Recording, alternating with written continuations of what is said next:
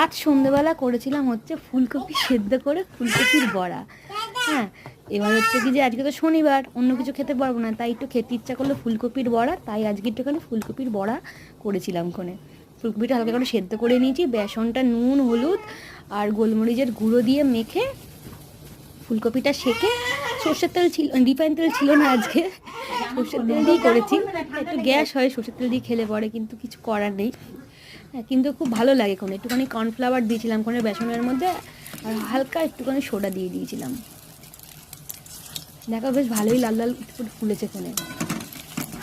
কাঁচা লঙ্কা একটুখানি কুচিয়ে দিলে পরে ভালো হতো, কিন্তু সেটা আর দেওয়া হয়নি সময়ের জন্য, কিন্তু বেশ ভালোই লেগেছে খেতে।